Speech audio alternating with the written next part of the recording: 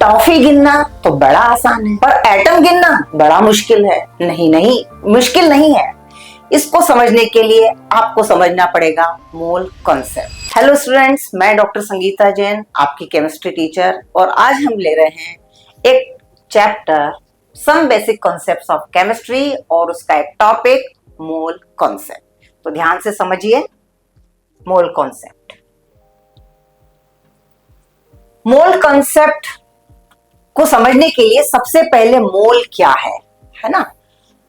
A mole is a unit of measurement for the amount of substance. It is defined as the amount of substance that contains the same number of elementary entities. वो atoms भी हो सकते हैं, molecules भी हो सकते हैं और ions भी हो सकते हैं, ठीक है? As there are atoms in 12 gram of carbon 12 and this number is called Avogadro number. And the value of Avogadro number is 6.022 into 10 to the power 23. ये नंबर आपको हमेशा याद रहना चाहिए, चाहे कोई भी कैलकुलेशन हो, ये आपको नंबर याद होना चाहिए। 6.022 into 10 to the power 23. This is the Avogadro number. Next, chemical formula. तो मोल आपको समझ में आ गया। एक मोल एटम है, मतलब उसमें 6.022 into 10 to the power 23 atoms हैं। मॉलिक्यूल्स यदि हम ले रहे हैं, एक मोल मॉलिक्यूल्स, तो 6.022 into 10 to the power 23 molecules. यदि हम एक मोल आयन ले रहे हैं तो उसमें भी 6.022 into 10 to the power 23 ions, ठीक है? तो ये एक फंडामेंटल आपका क्लियर हो जाता है। अब आ जाते हैं केमिकल फॉर्मूला में, है ना? Chemical formula. तो केमिकल फॉर्मूला क्या है? Symbolic representation of compound is called chemical formula and it is of following types. सबसे पहले इंपेरिकल फॉर्मूला, दूसरा है मॉलिक्यूलर फॉर्मूला।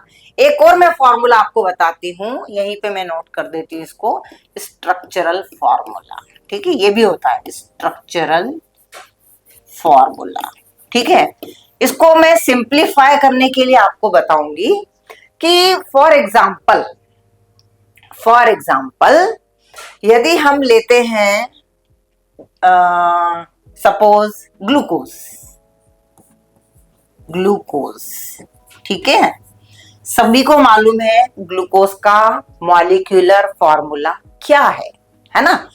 तो ग्लूकोज का मॉलिक्यूलर फॉर्मूला है C6H12O6, ठीक है?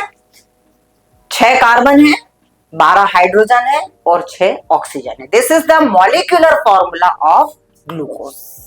क्लियर? ये तो समझ में आ गया मॉलिक्यूलर फॉर्मूला क्या है। तो the molecular formula shows the exact number of different type of atoms present in a molecule of a compound. कौन सा कंपाउंड है? Glucose is a compound having the molecular formula C6H12O6। Different atoms है, कितने तरह के atoms है? 3 तरह के, कार्बन भी है, हाइड्रोजन भी है और ऑक्सीजन भी, ठीक है? तो ये हो गया आपका मॉलिक्यूलर फॉर्मूला। अब इंपेरिकल फॉर्मूला मैंने अभी इसलिए नहीं बताया है कि ये समझने के बाद ये समझना आपको आसान हो जाएगा, है ना? अब आप बोलेंगे स्ट्रक्चरल फॉर्मूला क्या है? तो ग्लूकोज के मॉलिक्यूल को हम कैसे रिप्रेजेंट करते हैं? स्ट्रक्चर द्वारा, ठीक है? स्ट्रक्चर एक होता है इसका पायरानोज रूम। स्ट्रक्चरल फॉर्मूला भी कई प्रकार के होते हैं, इतना डिटेल में हम नहीं जाएंगे।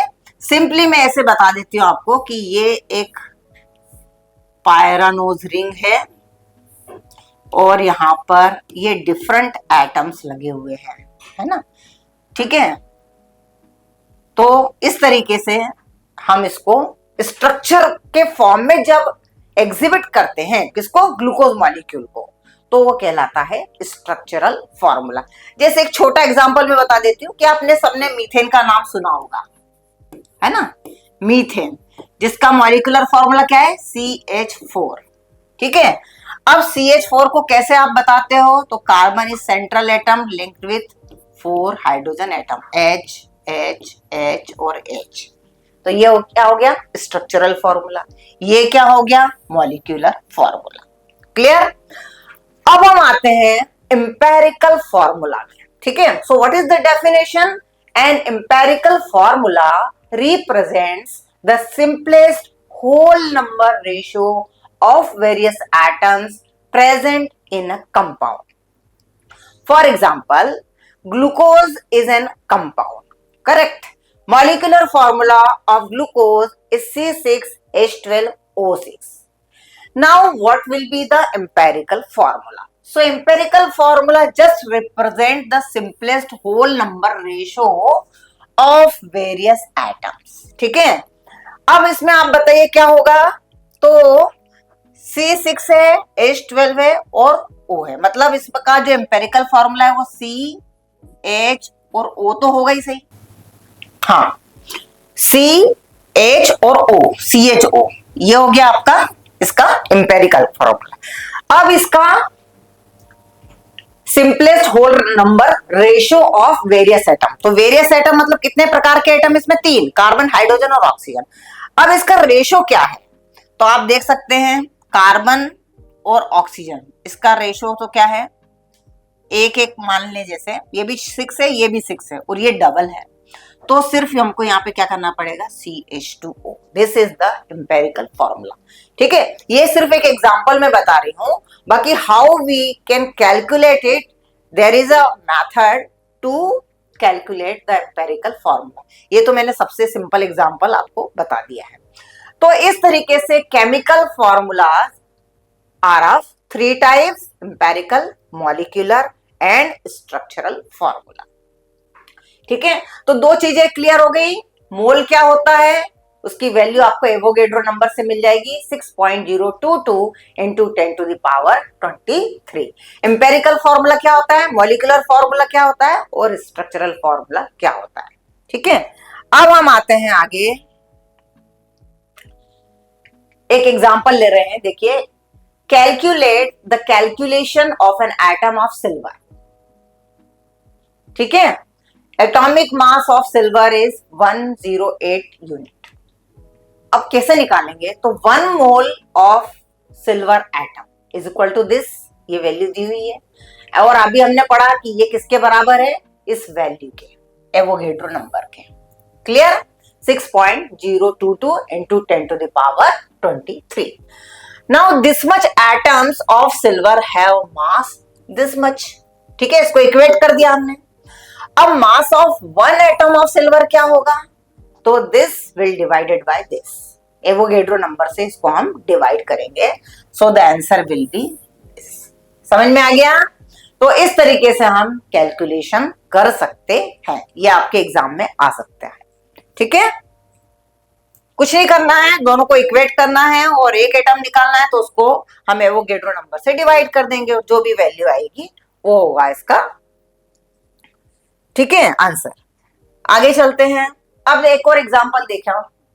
A compound contains 4.07% hydrogen, 24.27% carbon and 71.65% chlorine. Its molar mass is 98.96 gram. What are its empirical and molecular formula? तो 2 चीजें हमें निकालना है, empirical formula और molecular formula.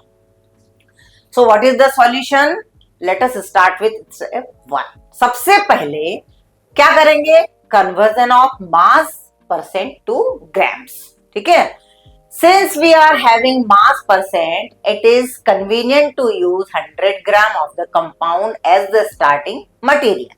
Thus, in the 100 gram sample of the above compound, 4.07 gram hydrogen, 24.27 gram carbon and 71.65 gram chlorine are present. तो total कितना है 100 ग्राम, ये हमने उसको एज्यूम कर लिया, और उसमें कार्बन, हाइड्रोजन और क्लोरीन का कितना है ये ग्राम, ये हमने ले लिया इसमें। ठीक है, अब step 2, convert into number moles of each element, है ना। तो क्या करेंगे, मोल्स ऑफ हाइड्रोजन, हाइड्रोजन का वैल्यू कितना है 4.07 ग्राम, ठीक है। और इसको हम किससे डिवाइड करेंगे, divide the masses obtained above by respective atomic mass of various element. तो हाइड्रोजन का एटॉमिक मास कितना है 1.008 ग्राम, ठीक है। तो इसको जब हमने डिवाइड किया so the answer will be 4.04, ठीक है। इसी तरीके से मोल्स ऑफ कार्बन, कार्बन की जो वैल्यू दी है 24.27 और इसका जो मास है एटॉमिक मास दिस इज 12.01, ठीक है। डिवाइड किया, ये इसकी वैल्यू आ गई। अब आता है मोल्स ऑफ क्लोरीन, यहां पर भी हम क्या करेंगे, जो वैल्यू दी है 70.65 gram and divided by atomic mass इसका, तो ये एटॉमिक मास है, ये आ गया 2.021, ठीक है। तो ये सब आ गए इनके मोल्स, मतलब हाइड्रोजन के कितने मोल हैं 4.04, कार्बन के कितने मोल हैं 2.021, क्लोरीन के कितने मोल्स हैं 2.021, क्लियर है। अब ये देखिए वैल्यू आप याद रखिए, है ना। आगे चलते हैं, इसको कंटिन्यू करेंगे हम। Step 3, divide each of the mole values obtained above by the smallest number among the, तो सबसे छोटी वैल्यू कौन सी है 2.021 इज स्मॉलेस्ट वैल्यू, है ना। तो division bye it's gives a ratio of 2:1:1 for H, C and Cl। ये इस तरीके से हम कर सकते हैं, ठीक है। अब क्या करेंगे, in case the ratio are not whole number then they may be converted into whole number by multiplying by the suitable coefficient, ठीक है। Write down the empirical formula by mentioning the numbers after writing the symbols of respective elements। जैसे यहाँ पर देखिए CH3Cl is thus the empirical formula of the above compound, ठीक है। अब step 5, writing molecular formula। So determine empirical formula mass by adding the atomic masses of various atoms present in the empirical formula. For CH2Cl, empirical formula mass is, यही हम लिख देंगे इसका जो atomic mass है, यहाँ देख सकते हो आप, एक कार्बन है तो 12.01, हाइड्रोजन 2 है तो 2 × 1.008, क्लोरीन 1 है तो 35.453, तो ये टोटल आ गया 49.48 ग्राम। Now divide molar mass by empirical formula, है ना। So this is the formula, molar mass upon empirical formula mass, value हमने पुट कर दी यहाँ पे, ठीक है। मोलर मास इसका इतना आया था, मोलर मास कैसे निकालेंगे, तीनों का टोटल करके, तो ये आ गया। और एम्पिरिकल फॉर्मूला मास हमने इस तरीके से निकाल दिया, तो ये जब हमने डिवाइड किया तो ये आ गया 2, ठीक है। Multiply empirical formula by n obtained above to get the molecular formula. तो एम्पिरिकल फॉर्मूला ये आपको याद रखना है, empirical formula is equal to CH2Cl n is equal to 2, hence molecular formula is, इसको हम इससे मल्टीप्लाई करेंगे तो यहाँ हो जाएगा n की वैल्यू, यहाँ पे C2 हो जाएगा, ये 2 से इसको मल्टीप्लाई किया तो ये 4 हो जाएगा और यहाँ पर भी ये 2 आ जाएगा, ठीक है ना। तो C2H4Cl2, this is the empirical formula of this compound, ठीक है। तो ये पूरे स्टेप्स हैं empirical formula, molecular formula calculate करने के लिए, ठीक है। So practice this. अब हम आगे चलते हैं, मेजरमेंट ऑफ कंसंट्रेशन, ठीक है। कंसंट्रेशन मालूम है आपको, सांद्रता, है ना। जैसे हम किसी चीज को बोलते हैं कि ये डाइल्यूट सॉल्यूशन है, ये कॉन्सेंट्रेट सॉल्यूशन है, तो कोई भी हम सॉल्यूशन ले सकते हैं, जैसे कि शुगर सॉल्यूशन, है ना। यदि हमने एक गिलास लिया है, एक गिलास भर पानी में 1 चम्मच शुगर ऐड की है, ठीक है। फिर हमने शुगर का कंटेंट और बढ़ा दिया, तो हम क्या कर रहे हैं, उसका कॉन्सेंट्रेशन बढ़ा रहे हैं ग्रेजुअली। तो कॉन्सेंट्रेशन का मेजरमेंट कैसे करते हैं, the concentration of a solution reflects the relative proportion of solute and solvent present in the solution. ठीक है ना, आपको मालूम है सॉल्यूशन का मतलब क्या होता है, सॉल्यूशन बराबर सॉल्यूट प्लस सॉल्वेंट। ठीक है ना, फॉर एग्जाम्पल एक सिंपल लेते हैं हम, शुगर सॉल्यूशन। ठीक है, sugar solution is equal to solute कौन हो गया इसमें, शुगर।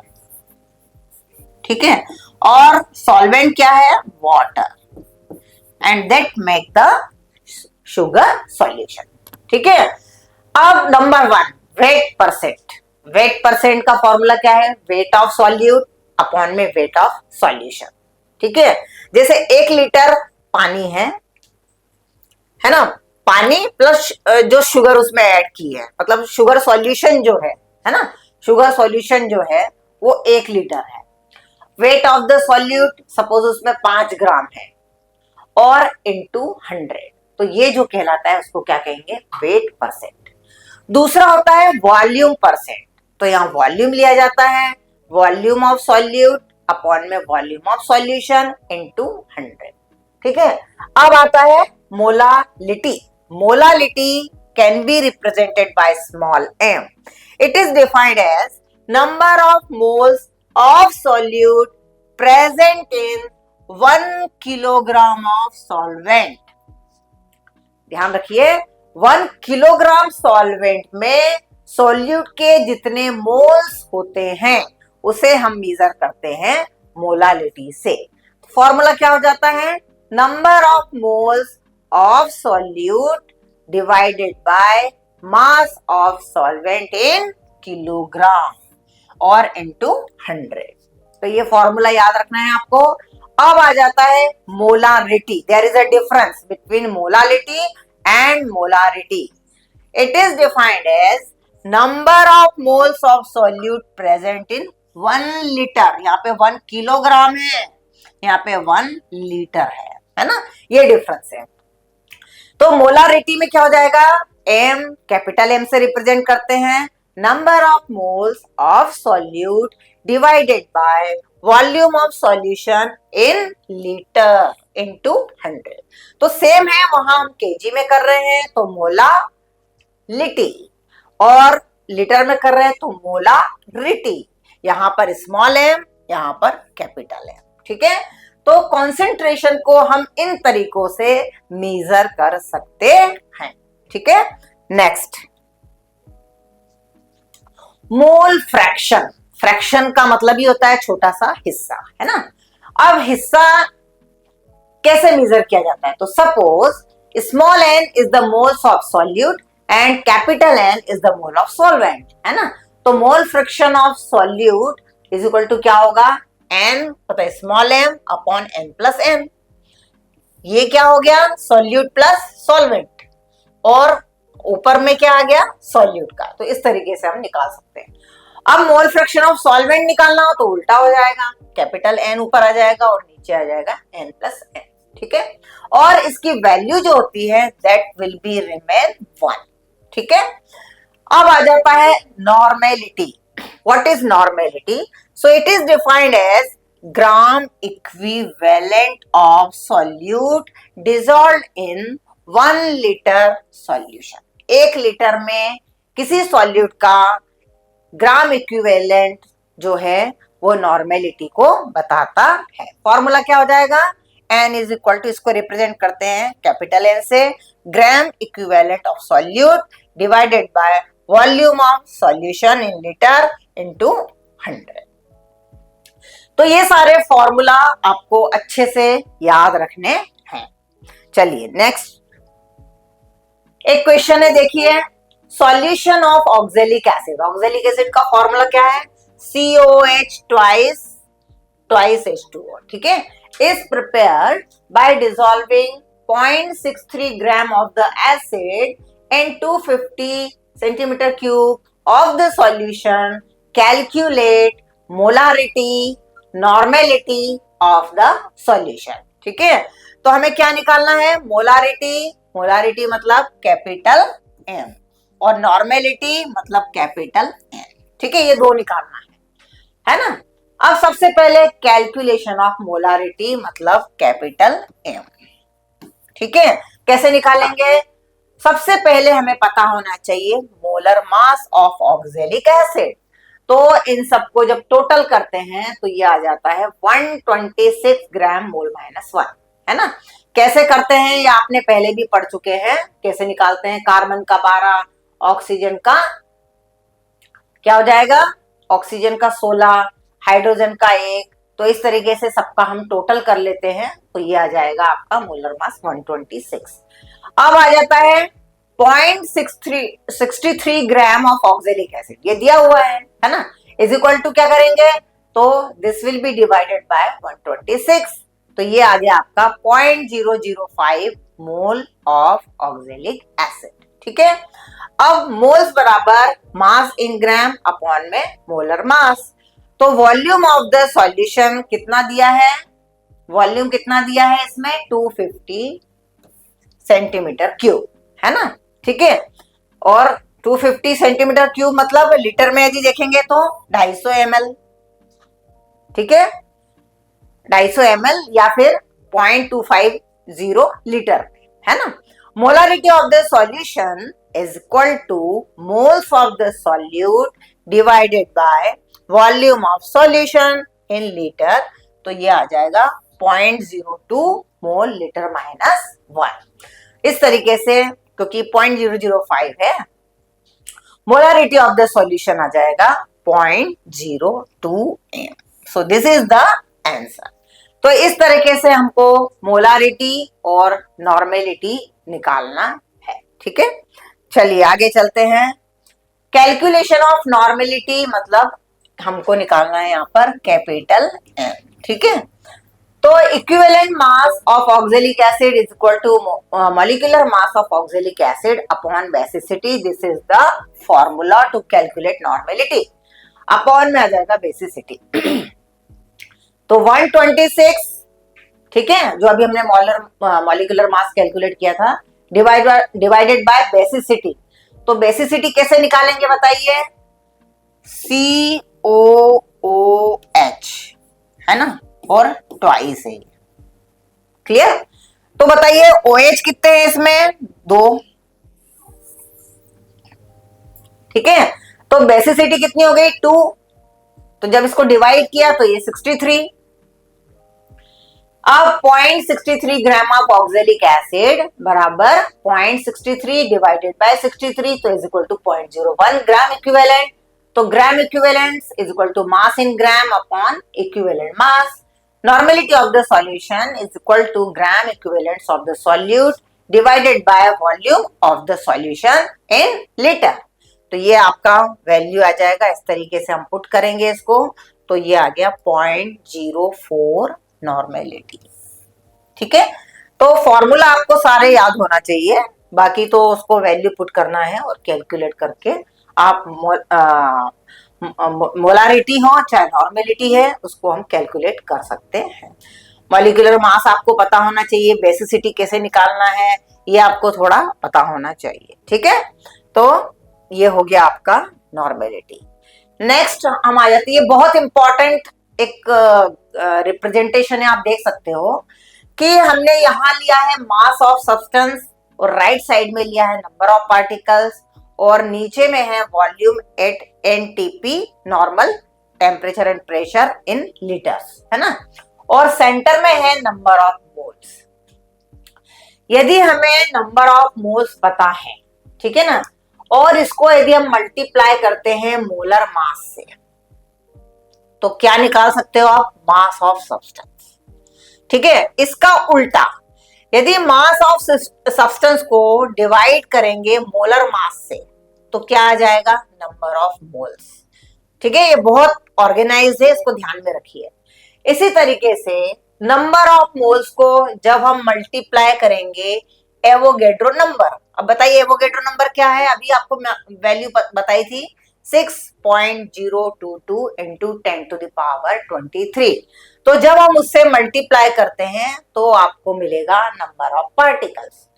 इसका उल्टा भी देखिए, रिवर्स, नंबर ऑफ पार्टिकल्स को जब हम डिवाइड करते हैं एवोगैड्रो नंबर से then you will get number of moles. ठीक है, अब इसी तरीके से नंबर ऑफ मोल्स को जब मल्टीप्लाई करते हैं 22.4 लीटर से तो आपको वॉल्यूम आ जाता है एनटीपी पे, और जब वॉल्यूम दिया हो उसको हम डिवाइड करते हैं जब इसी वैल्यू से तो हमको मिल जाता है नंबर ऑफ मोल्स। ठीक है, तो ये चार्ट आप जरूर याद कर लीजिए, इट्स वेरी वेरी इंपॉर्टेंट। ठीक है, कैसा भी न्यूमेरिकल यदि पूछा जाता है और यदि ये चार्ट आपको याद है तो थोड़ा सा यहाँ स्कैन कर लीजिए इस चार्ट को और आप कोई भी वैल्यू निकाल सकते हैं। ठीक है, सो दिस इज वेरी इंपॉर्टेंट। आगे चलते हैं, लिमिटिंग रिएजेंट क्या है? Limiting reagent is the reactant which is completely consumed in a reaction to estimate the amount of product. Limiting reagent should be known, है ना। एक एग्जांपल देख रहे हैं हम, नाइट्रोजन का 1 मोल लिया है, हाइड्रोजन के 3 मोल हैं, तो बनता है 2 मोल ऑफ अमोनिया। ठीक है ना, ये अमोनिया है। It means 1 mole of nitrogen react with 3 mole of hydrogen to produce 2 mole of ammonia। ठीक है, तो this is called limiting reagent. अब आता है फिजिकल क्वांटिटीज, है ना। तो physical properties are those which can be measured or observed without changing the identity or composition of the substance. अब जैसे मास है, जनरली हम एम में रिप्रेजेंट करते हैं, वॉल्यूम है V से रिप्रेजेंट करते हैं, मेल्टिंग पॉइंट है MP करते हैं, या बॉइलिंग पॉइंट है BP करते हैं। ठीक है, तो ये चारों जो हैं ये क्या है? Physical properties. ठीक है, और विच can be measured or observed without changing the identity or composition of the substance. ठीक है, चलिए आगे चलते हैं। अब आता है chemical properties. So chemical properties are those in which a chemical change in the substance occurs. The measurement of any physical quantity consists of 2 parts, है ना। एक तो नंबर और दूसरा है unit. For example, if an object weighs 4.5 kg, कोई object है और उसका वेट जो है वो कितना है? 4.5 kg। It involves 2 parts. 4.5 is the number and kg is the unit। ठीक है ना, तो 2 पार्ट से मिलकर ये बना है। ठीक है, a unit is defined as the standard of reference chosen to measure any physical quantity। ठीक है, French Academy of Science in 1791 introduced a new system of measurement called metric system, in which the different units of a physical quantity are related to each other as multiples of powers of 10। ठीक है, this is important। जैसे the improved system of units has been accepted internationally and is called International System of Units। In short, it is called as SI units। ठीक है, SI unit में हमने इसको convert कर दिया है या इसको जाना जाता है, सिस्टम इंटरनेशनल इन फ्रेंच। ठीक है, तो SI यूनिट इंपॉर्टेंट है। The 7 basic physical quantities on which the international system of unit is based, their symbols, the name of their units and the symbols of these units are given as 7 basic units measurement of temperature, है ना। तो there are 3 scale of temperature, या तो हम degree Celsius में करते हैं या डिग्री फ़ारेनहाइट में करते हैं या फिर केल्विन में करते हैं। ठीक है ना, the SI unit of temperature is kelvin, relation between degree kelvin and degree Celsius, Fahrenheit, Celsius. Measurement of volume, volume को हम किस में करते हैं? M cube. ठीक है, या 1 लीटर बराबर 1000 ml, या हम सेंटीमीटर क्यूब में या फिर डेसीमीटर क्यूब में। ठीक है, तो ये है फिजिकल क्वांटिटीज। ठीक है, चलिए आगे चलते हैं, मेजरमेंट ऑफ मास। मास सभी को पता है, एक तरीके से हम समझ सकते हैं कि वजन, किसी भी चीज का वेट, है ना। Mass is the quantity of matter content in the sample and for the given sample it is constant and it does not depend upon the place, है ना। ये जैसे रिमोट है, इसको हम यहाँ रख दें या कहीं और रख दें तो क्या यहाँ कुछ उसमें चेंज आएगा? नहीं, है ना। तो it does not depend upon the place. Weight is the force with which the body is attracted towards the earth. It depends upon the acceleration due to gravity, which varies from place to place. The mass of a substance can be determined very accurately in the lab by using analytical balance. आपने देखा होगा, analytical balance भी देखा होगा और electrical balance भी देखा होगा लैब में, है ना, जिसमें हम इसको तोलते हैं, सिंपल भाषा में कहें तो। SI unit of mass is kilogram and 1 kg is equal to 1000 gram units of. The SI unit of length is metre, ठीक है ना। It is also express in angstrom या नैनोमीटर या पिकोमीटर। तो ये सारी क्या है इसकी यूनिट्स, ठीक है। चलिए आगे चलते हैं। अब आता है एवोगैड्रोस हाइपोथेसिस। तो एवोगैड्रोस नंबर तो आपने समझ लिया, 6.022 इंटू 10 टू द पावर 23 जो मोल कंसेप्ट बताता है, ठीक है। अब एवोगैड्रो हाइपोथेसिस में क्या है? So Berzelius, a Swedish chemist, gave a hypothesis called Berzelius hypothesis, states that equal volume of all gases under similar conditions of temperature and pressure contain equal number of atoms, ठीक है। For example hydrogen plus chlorine क्या बनेगा? Hydrogen chloride, ठीक है। ये gas बना, एक volume है हाइड्रोजन का, एक वॉल्यूम है क्लोरीन का, नहीं 2 वॉल्यूम है क्लोरीन का, ठीक है ना, क्योंकि यहाँ पर ट्वाइस HCl हो जाता है, ठीक है। तो एटम्स जो है वो डबल हो गए यहाँ पे 2Hc, ठीक है। On dividing through out by twice n, है ना, तो हाफ एटम किस तरीके से? This implies that one compound hydrogen chloride is made up of half atom of hydrogen and half atom of chlorine. This is in direct conflict with Dalton's atomic theory, which states that atoms are the ultimate particle of element and are indivisible. This hypothesis was therefore rejected, है ना, ये सभी को मालूम है. Avogadro hypothesis, it states that equal volume of all gases under similar condition of temperature and pressure contain equal number of molecules. तो आइए आपको याद रखना है, ठीक है। तो आज आपने जाना कि मोल कंसेप्ट क्या होता है, एवोगैड्रो नंबर क्या होता है, दोनों के बीच में क्या रिलेशन है, मेजरमेंट की कौन कौन सी यूनिट्स हैं, आप ये सब जान गए हैं, ठीक है। तो मोल कंसेप्ट बहुत ही इंपॉर्टेंट रोल प्ले करता है, ये आप समझ गए हैं, ठीक है। और डिटेल में इसको जानने के लिए फ्यूकी एजुकेशन ऐप को डाउनलोड कीजिए और फ्यूकी एजुकेशन चैनल को लाइक और सब्सक्राइब कीजिए। Thank you very much.